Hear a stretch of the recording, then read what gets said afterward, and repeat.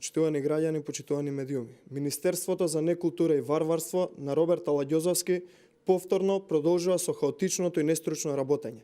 Аладјозовски продолжува со чистките и прогоните кои по исто сценарио се одвиваат во сите институции кои СДС сака да ги запоседне и во нив да вработува своји луѓе по принципот од чистачка до министер. Раководители на институции се сменети противзаконски, без инспекцијски надзор и без докази во образложенијата кои им се дадени за разрешувањето.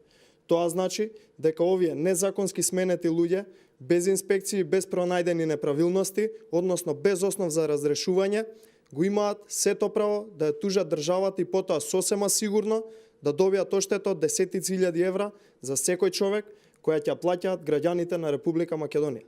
А вака разрешен има десетици раководни лица на институции. Тоа значи дека Аладјозовски со својата ароганција и нестручност ќе нанесе штета од стотици илјади евра кои Македонија ќе ги исплаќа како оштети кон незаконски сменетите раководители.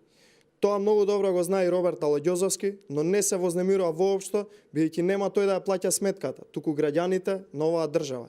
Граѓаните од свој джеб ќе ги плаќаат оштетите за сите овие незаконски смени на раководители, само затоа што Министерството за варваризам и некултура се раководи неодговорно и со малодушност и фрустрации кои резултираат со сеење омраза, поделби на народот и финансиски штети.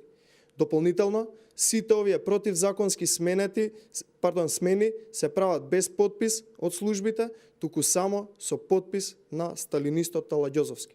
Ова е уште еден доказ за противзаконитоста на овие партиски чистки и политички прогон.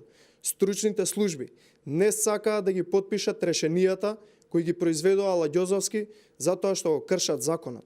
Аладјозовски нема таков проблем, бидејќи нема чест која може да ја изгуби. Самиот министер Аладјозовски, начинот на кој владее, искрено го опишува како слепо лудило. Во случајов, слепото лудило на Аладјозовски ќе ги чини граѓаните стотици илјади евра. Едно е сигурно, набрзо СДС ќе се соочи со политичка одговорност за нивното неработење и неспособност. Ви благодарам.